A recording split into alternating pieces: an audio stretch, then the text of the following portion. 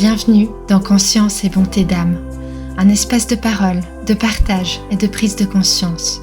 Nous sommes Salomé, Émilie et Alexandra, 3 thérapeutes, 3 voix, 3 sensibilités. À chaque épisode, nous plongeons ensemble dans une thématique qui touche, questionne ou bouscule. Chacune de nous va partager un bout de son vécu, de ses prises de conscience. On t'invite à entendre ce qui résonne en toi, à laisser le reste à infuser, à ton rythme. Une gorgée de conscience, des mots qui réchauffent l'âme. Installe-toi, la discussion commence.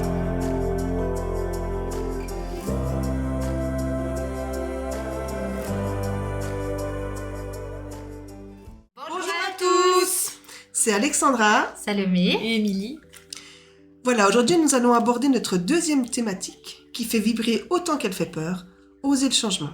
Pourquoi c'est si difficile de sortir de ce qu'on connaît, même si ce n'est pas pleinement satisfaisant? Qu'est-ce que ça vient réveiller en nous? Et surtout, qu'est-ce que ça peut libérer? Alors, le changement.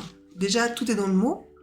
On peut partir sur change aimant, donc mentir, ou change aimant, de manière à être dans l'amour de soi, et s'autoriser le changement pour aller vers du mieux, pour aller vers qui nous sommes vraiment, et pour se déployer et changer ce que l'on aime peut-être un petit peu moins pour le transformer. Qu'en pensez-vous? Ouvrir ses ailes, moi c'est l'image qui m'est venue quand tu as expliqué le changement. Le changement c'est une fin, je vois ça aussi comme une fin et comme un nouveau début. Accepter une fin pour s'autoriser à quelque chose de nouveau. Et j'associe ça aussi à l'inconnu, entre ce qu'on connaît et ce qu'on ne connaît pas encore, mais qui pourrait être absolument génial. Et toi, Émilie? Je rejoins Salomé, c'est déjà développer cette capacité d'adaptation à quelque chose justement d'inconnu, ça peut relever pas mal de peur, d'incertitude, mais c'est aussi un peu un saut dans le vide en mode confiance, lâcher prise et juste avoir foi en ce qui nous attend, même si on sait pas ce que c'est. Puis on n'a peut-être même pas l'imagination assez grande pour voir ce qui va venir, parce que on peut se faire des idées comme si on voulait contrôler la situation et puis de se dire voilà, j'imagine que c'est ça que je vais recevoir, mais en fait si on fait ça on se met des barrières, et puis se mettre des barrières c'est aussi se bloquer plein d'opportunités de ce qu'il y a autour en fait. Donc si on pète ces barrières et puis qu'on ose accueillir ce qui va venir, les possibilités sont infinies. Oui, ça en revient à ce que je disais dans la langue des oiseaux au début, c'est changer ce sur quoi nous nous montons pour aller plus d'amour de nous et pour pouvoir se déployer, mais tout en acceptant toutes les étapes.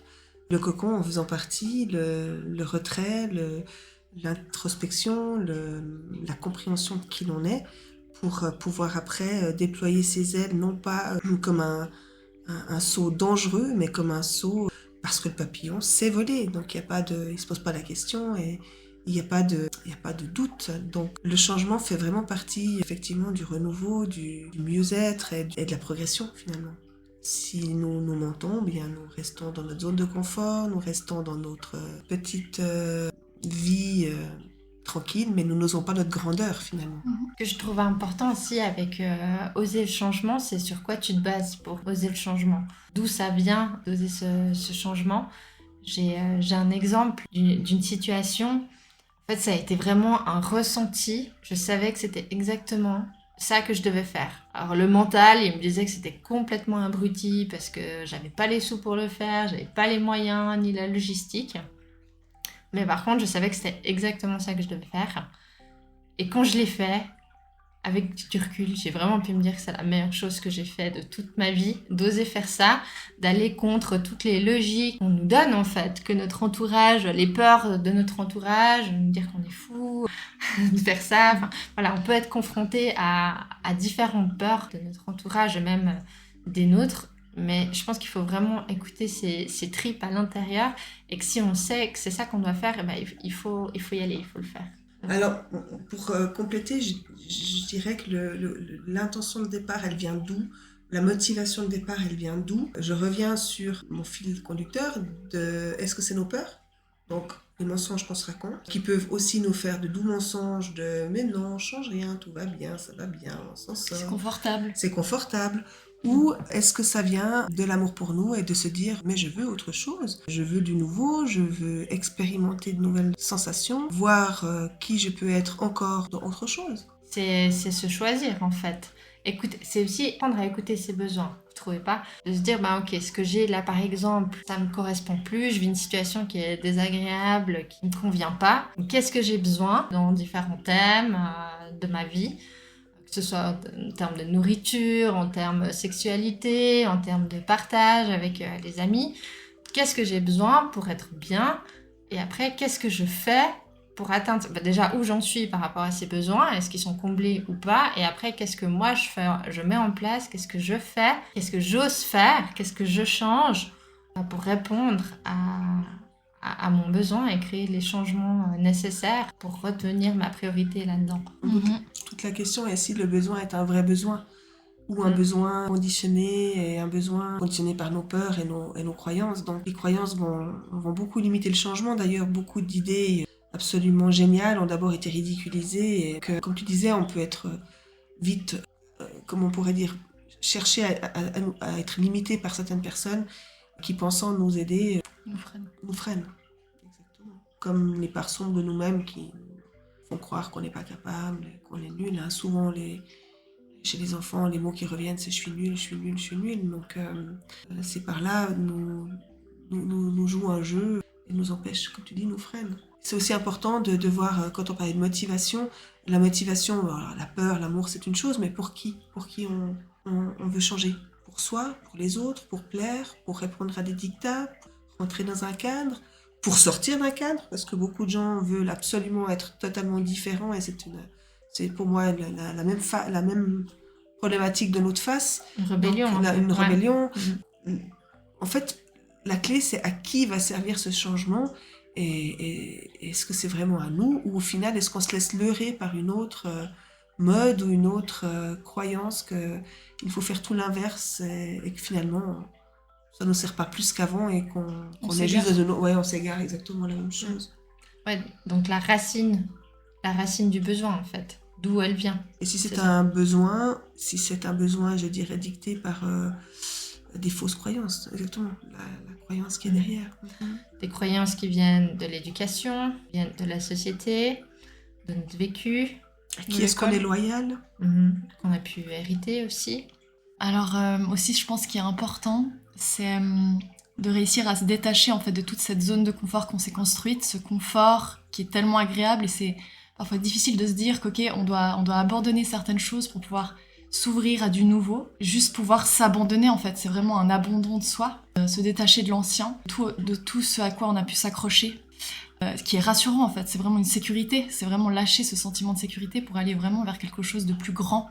Ouais. Ou plutôt se sentir en sécurité dans l'insécurité que l'on croit, en fait, qui est une croyance. Parce que comme notre sécurité se basait sur quelque chose de connu et qu'on va vers l'inconnu, on croit qu'on est en insécurité, mais en fait, c'est comme si le chemin allait se dessiner au fur et à mesure qu'il va arriver.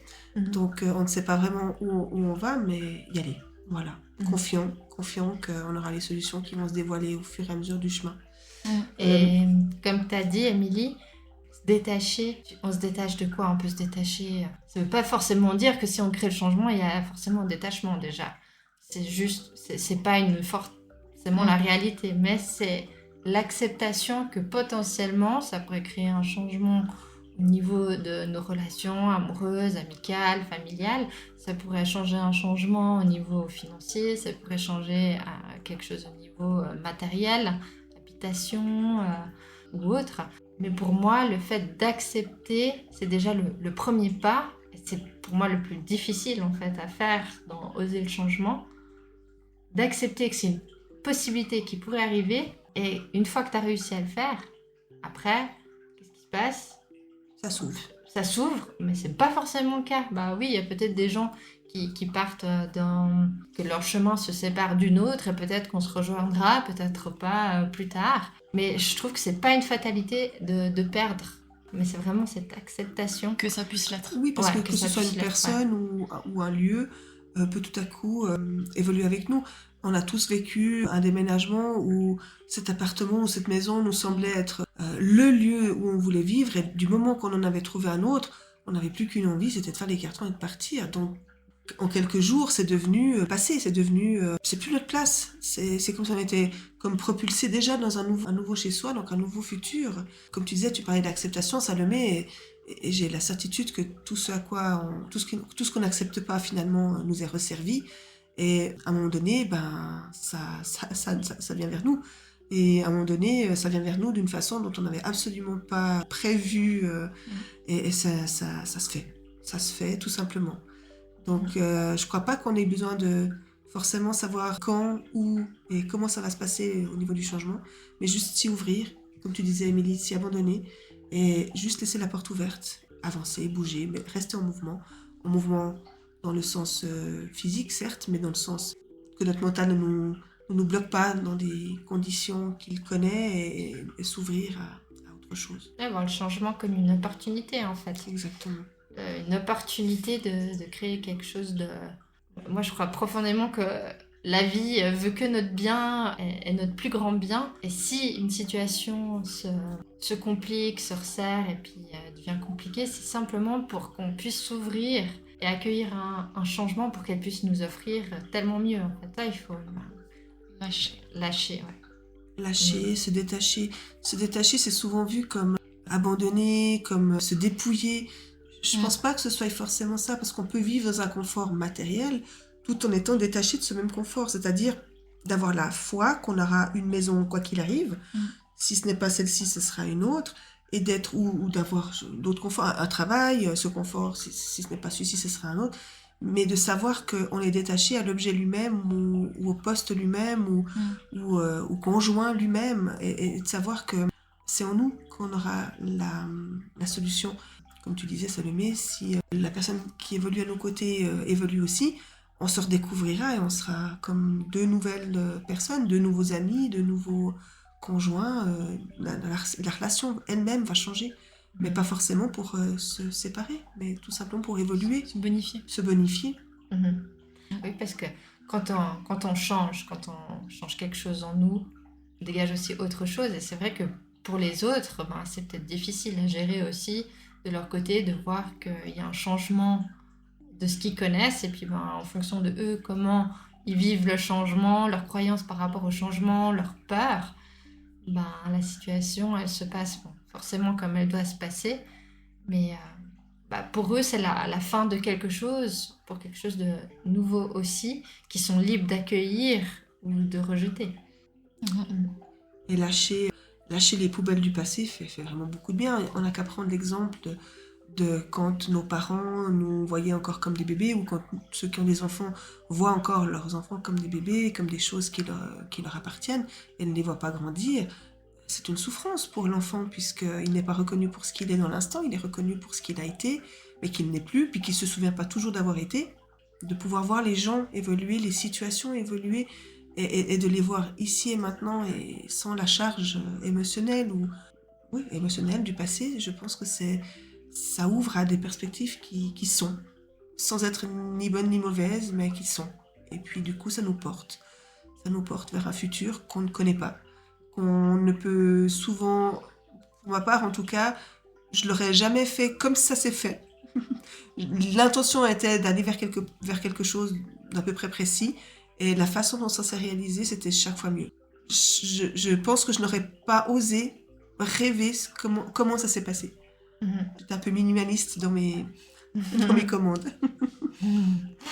Oui, ça revient aux attentes en fait. Au final, les attentes, ça crée de nouveau ces barrières, alors qu'en fait, comme tu as dit, tu as eu tellement mieux que ce que tu avais imaginé, et ça, c'est juste parce que tu as ouvert le champ des possibles.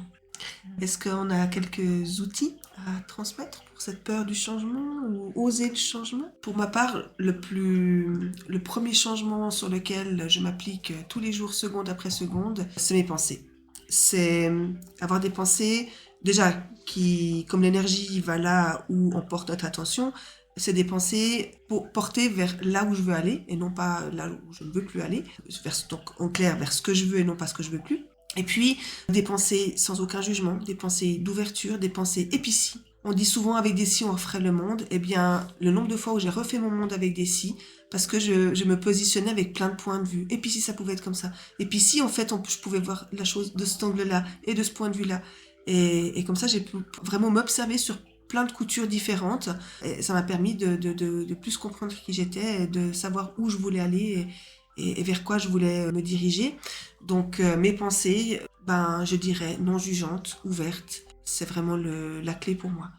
Sortir des croyances que c'est comme si et que ça ne peut pas être autrement, et puis qu'il y a forcément une vérité absolue, alors que finalement, peut-être que dans ce monde où nous sommes actuellement, tout a deux faces, ou même plusieurs, et de voir tout le prisme de chaque situation me permet d'oser une autre approche. Et selon moi, je dirais il y aurait deux choses. Déjà, d'aller voir un petit peu à l'intérieur de soi-même comment on se sent face au changement. Quand il y a quelque chose qui va arriver, un événement, ou que ça va perturber notre petit équilibre, notre petite zone de confort, aller vraiment plonger à l'intérieur de soi et ressentir vraiment qu'est-ce qui remonte à l'intérieur de soi.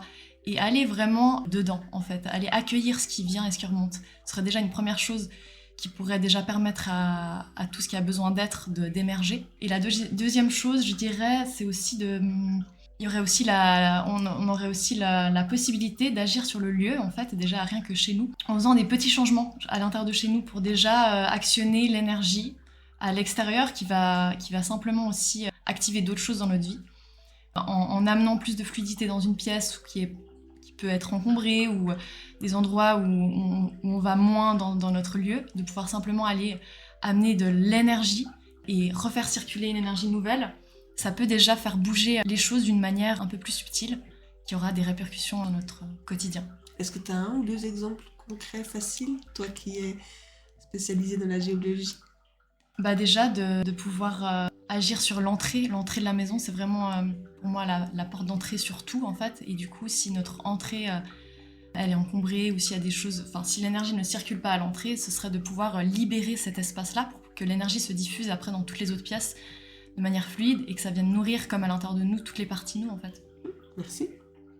Trop bien. Alors, un outil que j'utilise tous les jours, c'est comme toi, Alexandra, d'aller regarder au niveau des croyances, qu'est-ce que je crois par rapport à ces changements, où sont les peurs. En fait, finalement, c'est un peu un mix de vous deux, d'aller finalement à l'intérieur, à l'entrée du problème. Du problème si on a un, mais plutôt où sont mes résistances. La porte qui laisse entrer le problème, finalement. Voilà, la porte qui laisse rentrer le problème, où sont les résistances. La faille. Les résistances, la faille, qui m'empêchent en fait de créer ce changement, de les accueillir, de les rencontrer, limite même de discuter avec ces parties-là, avec ces émotions, et puis de regarder qu'est-ce qu'elles ont besoin. Et puis finalement de les libérer pour laisser de la place à autre chose, à de la nouveauté. Et puis si je rencontre des difficultés à le faire moi-même, on peut le faire en discutant par exemple avec des amis, avoir différents points de vue, avec des personnes de la famille. On peut aussi aller voir des thérapeutes ou d'autres personnes aidantes, écoutantes, accompagnantes qui peuvent nous accompagner dans ce processus. Merci les filles. Merci à vous. Merci.